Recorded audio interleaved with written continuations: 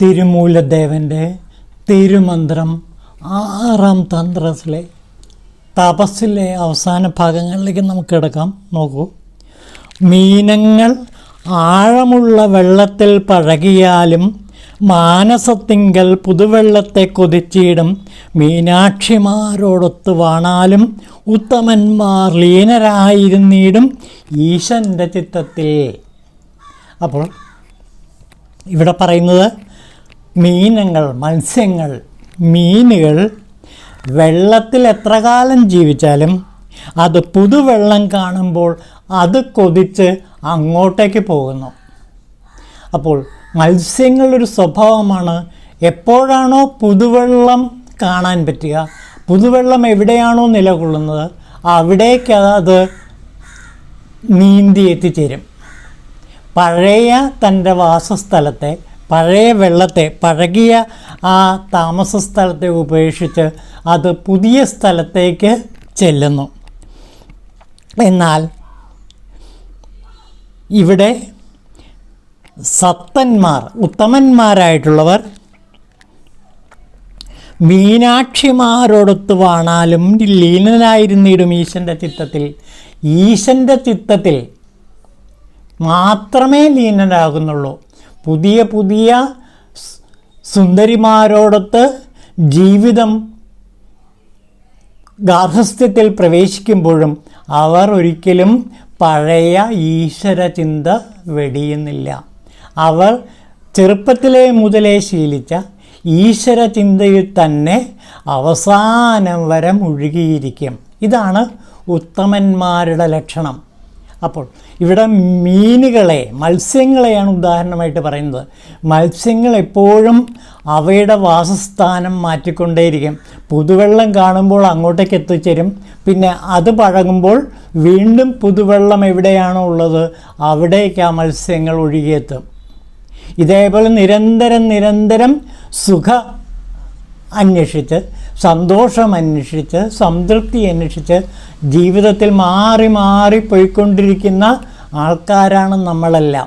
പക്ഷേ ഇവിടെ ഉത്തമന്മാരായിട്ടുള്ളവർ ജീവിതത്തിലെ നേരത്തെ മുതലേ തന്നെ ഈശ്വരവിശ്വാസം സ്ഥിരമായിട്ടുള്ളവർ, അത് ജീവിതാവസാനം വരെ ആ ഈശ്വരവിശ്വാസത്തിൽ തന്നെ ഉറച്ചു നിൽക്കും. അചഞ്ചലമായിരിക്കും അത്.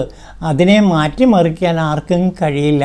അത്രയ്ക്ക് ദൃഢതരമായ ആസ്തിക്യ ബോധമായിരിക്കും ഉത്തമന്മാർക്ക് ഉണ്ടാകുന്നത്. ഇനി നോക്കൂ. ശാസ്ത്രങ്ങൾ ഓടിയിടുന്ന പണ്ഡിതന്മാരെ വിട്ട് മാത്ര നേരവും അന്തർമുഖനായി മന്നം ചെയ്യുവോ.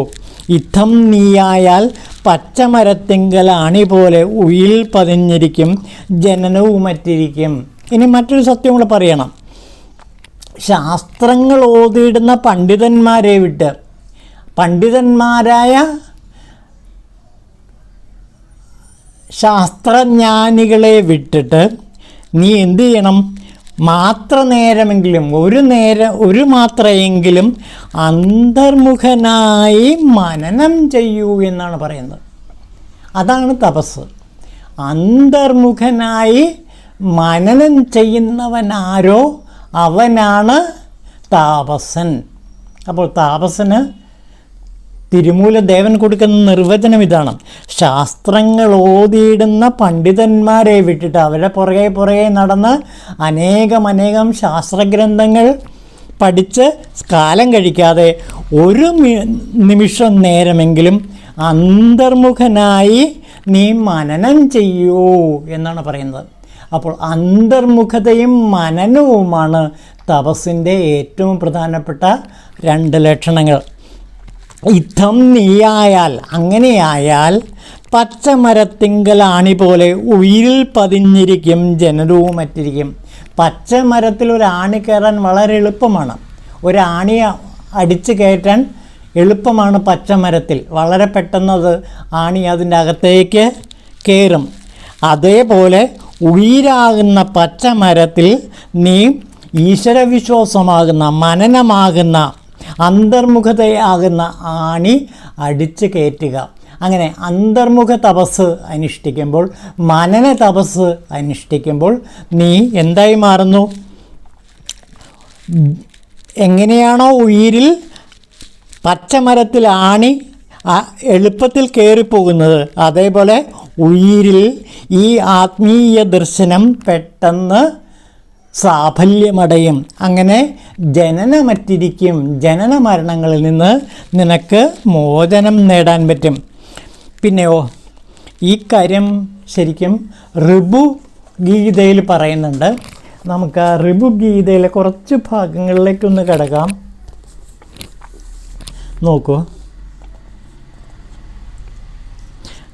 നിധിധ്യാസനത്തെക്കുറിച്ച്, അതായത് അന്തർമുഖതയെക്കുറിച്ചും മനനത്തെക്കുറിച്ചിട്ടും ഇവിടെ ഋഭുമുനി നിദാഘന് കൊടുക്കുന്ന ഒരു ഉപദേശത്തിലേക്ക് നമുക്ക് കിടക്കാം. ഋഭു ഗീത എന്നാണ് അതിൻ്റെ പേര്. ഋഭു മഹർഷി തൻ്റെ ശിഷ്യന് നിദാഘന് കൊടുക്കുന്ന ഉപദേശമാണ് ഈ തപസ്. നോക്കൂ, എങ്ങനെയാണ് തപസ് ചെയ്യേണ്ടതെന്ന് നോക്കൂ. അഹം ശാശ്വത സത്സ്വരൂപനും അമലചിന്മാത്രനും ആനന്ദ ഘനസ്വരൂപനും അഖണ്ഡ ആകാരസ്വരൂപനും പരബ്രഹ്മവും നിർമ്മല പരശിവനും അഖണ്ഡ പരമാത്മാവുമാണെന്ന് ഇടവിടാതെ നിരന്തരം നിധിധ്യാസനം ചെയ്ത് തപസ്സനുഷ്ഠിക്കുക. അപ്പോൾ അന്തർമുഖനായി നിരന്തരം മനനം ചെയ്യേണ്ടത് എന്താണ്? അഹം ശാശ്വത സദ്രൂപനാണ്, അമലചിന്മാത്രനാണ്, ആനന്ദകര രൂപനാണ്, അഖണ്ഡൈകാര സ്വരൂപനാണ്, പരബ്രഹ്മ നിർമ്മല പരശിവനാണ് ഞാൻ എന്ന് നിരന്തരം ചിന്തിച്ചു കൊണ്ടിരിക്കുന്ന, മനനം ചെയ്തുകൊണ്ടിരിക്കുന്ന, നിധിധ്യാസനം ചെയ്തുകൊണ്ടിരിക്കുന്ന ഈ സാധകൻ തീർച്ചയായിട്ടും താപസൻ തന്നെയാണ്. തപസ്സുകൊണ്ട് ശിവസാക്ഷാത്കാരം നേടും. അഹം നിർഗുണവും നിർമ്മലവും നിഷ്കളങ്കവും നിഷ്ക്രിയവും നിശ്ചലവും നിരഞ്ജനവും എങ്ങും നിറഞ്ഞതുമായ പരബ്രഹ്മമാണെന്ന് നിധിധ്യാസനം ചെയ്ത് തപസ് ചെയ്യുക. ഞാൻ നിരാമയനും നിരാവരണനും നിരന്തരനും പരിണാമരഹിതനും നിർഭയനും നിരതിശയനും നിരുപമനുമായ പരബ്രഹ്മമാണെന്ന് ചിന്തിച്ച് തപം ചെയ്യുക. ഞാൻ നിത്യനും സുസ്ഥിരനും സത്യസ്വരൂപനും അചലനും അദ്വിതീയനും അന്യമില്ലാത്തവനുമായ ശുദ്ധ പരബ്രഹ്മമാണെന്ന് ഇടത്തിടവില്ലാതെ നിധിധ്യാസനം ചെയ്തുകൊണ്ട് തപസ്സനുഷ്ഠിക്കുക. ഞാൻ നാശരഹിതനും നിരവയവനും ബന്ധവിഹീനനും ഭംഗമില്ലാത്തവനും ശാശ്വതനും സംഘരഹിതനും പരമകാരുണികനുമായ പരബ്രഹ്മമാണെന്ന് നിധിധ്യാസനം ചെയ്തുകൊണ്ട് തപസ്സനുഷ്ഠിക്കുക. ഞാൻ എല്ലാമായിരിക്കുന്നവനും എന്നാൽ ഒന്നുമല്ലാത്തവനും സുഖകനരൂപനും ഏകശുദ്ധ പരബ്രഹ്മവുമാണെന്ന് ഇടവിടാതെ നിധിധ്യാസനം ചെയ്തുകൊള്ളുക. ഞാൻ സൽമയനും സദാനന്ദനും ചിന്മയനും ചിദാകാശനും തന്മയനും ഞാനായി നിന്നവനും നിർമ്മലനുമായ പരബ്രഹ്മമാണെന്ന് നിധിധ്യാസനം ചെയ്തുകൊണ്ട് തപസ് അനുഷ്ഠിക്കുക. ഞാൻ നിത്യശുദ്ധ ബുദ്ധമുക്ത തൃപ്തസിദ്ധ നിർമ്മല പരബ്രഹ്മ സ്വരൂപമാണെന്ന് ഇടവിടാതെ മനനം ചെയ്തുകൊണ്ട് തപസ്സനുഷ്ഠിക്കുക.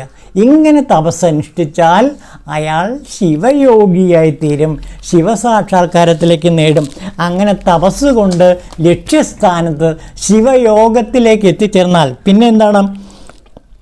അതുവരെ വേണം തപസ് ജ്ഞാനം പൂർണ്ണമാവണമെങ്കിൽ, ജ്ഞാനത്തെ ആകണമെങ്കിൽ ഈ തപസ് അനുഷ്ഠിക്കുക തന്നെ വേണം. അപ്പോൾ തപസ് അനുഷ്ഠിക്കുന്ന സാധകൻ്റെ അവസ്ഥയാണ്. അപ്പോൾ ജ്ഞാനം പൂർണ്ണമാകുന്നത് വരെ ഈ തപസ് ഒരു സാധകൻ അനുഷ്ഠിക്കുക തന്നെ വേണം. അപ്പോൾ താപസൻ ലക്ഷ്യസ്ഥാനത്തെത്തുന്നവരെ ഈ ലക്ഷ്യത്തിന് വേണ്ടി ഉള്ള മാർഗം, അതാണ് തപസ്. അപ്പോൾ ലക്ഷ്യം ഈശ്വര സാക്ഷാത്കാരമാണെങ്കിൽ അതിൻ്റെ മാർഗമാണ് തപസ്, നിധിധ്യാസനം, ഏകാഗ്രത, അന്തർമുഖത, ഇതെല്ലാം. അങ്ങനെ ചെയ്യുമ്പോൾ അത് എന്തിനു വേണ്ടിയിട്ടാണ്? അകത്തെ പരിപൂർണമായും ഒഴിച്ചുവിടാൻ വേണ്ടിയാണ്, ഞാൻ എന്ന ഭാവത്തെ ഇല്ലാതാക്കാൻ വേണ്ടിയിട്ടാണ്. ഇതിനു വേണ്ടിയിട്ടാണ് മഹായോഗിമാരായ കവികൾ തങ്ങളുടെ കവിതകളെല്ലാം എഴുതുന്നത്. പാമ്പാട്ടി സിദ്ധരുടെ കവിതകൾ വളരെ പ്രശസ്തമാണ്. തമിഴ് സിദ്ധന്മാരിൽ വളരെ പ്രധാനപ്പെട്ട ഒരാളാണ് പാമ്പാട്ടി സിദ്ധർ. അദ്ദേഹം അഹത്തെ ഒഴിവാക്കാൻ വേണ്ടി തപസ് ചെയ്യുന്ന ആ തപസ് നമുക്കിവിടെ കാണാം. പാമ്പിനെ സംബോധന ചെയ്തുകൊണ്ടിട്ടാണ്. നോക്കൂ, താമരദളം തന്നിൽ ജലം തങ്ങിടാത്ത ആത്മപോൽ ജഗത്ഭാവന മറഞ്ഞുപോയെങ്ങും തുമണിയായി തികഴും ജ്യോതി തൻ പാദം തൊഴുത ആടുപാമ്പേ. തൻ്റെ കുണ്ടലിനി ശക്തിയാകുന്ന പാമ്പിനോട് പറയണ, അല്ലയോ ശക്തി ദേവി, നീ ആടി തിമർക്കൂ. എങ്ങനെ? താമരദളം തന്നിൽ ജലം തങ്ങിടാത്ത ആത്മപോൽ ജഗത് ഭാവന മാഞ്ഞു പോയെങ്ങും. എൻ്റെ ജഗത്തിൻ്റെ ഭാവനയെല്ലാം മാഞ്ഞു പോയി. പിന്നെയോ തുമണിയായി തികഴും ജ്യോതി തൻ പാദം തൊഴുത്. ഞാൻ ജ്യോതിയുടെ പാദം ഇതാ ദർശിക്കുന്നു. അതേവരെ ഞാൻ തപസ്സനുഷ്ഠിച്ചുകൊണ്ടേയിരിക്കണം. കളവ് കൊല കാമാതി കണ്ടതെല്ലാം കെട്ടടങ്ങി ജ്ഞാനമിഴി തുറന്ന് തെളിവാർന്ന വെട്ടവെളിയാം ചിത്സ്വരൂപത്തിനെ ഞാനിതാ കാണുന്നു. അങ്ങനെ അതിനെ ചിന്തിച്ച് അല്ലയോ പാമ്പേ തെളിഞ്ഞാടുക. ചൊല്ലും പുളിയും പഴവും തോടും പോൽ ചുറ്റുമുള്ളിലായി ചൂഴ്ന്നിരുന്നാലും ബന്ധമറ്റു പോയി നിൽക്ക് നീ മനമേ. പരനിർമ്മലമായി മറ്റ് നിൻ ചുറ്റുമെല്ലാം വെറും പാഴാണെന്നാട് പാമ്പേ. എങ്ങനെയാണോ പുളി പാകം വരുമ്പോൾ അതിൻ്റെ തോടിൽ നിന്ന് വേർപെടുന്നത്, അതേപോലെ എൻ്റെ അഹം ഭൗതിക സുഖഭോഗങ്ങളിൽ നിന്നെല്ലാം വിട്ടുപോയിരിക്കുന്നു. അത് കണ്ടറിയാൻ ആടുപാമ്പേ. എണ്ണയും നീരും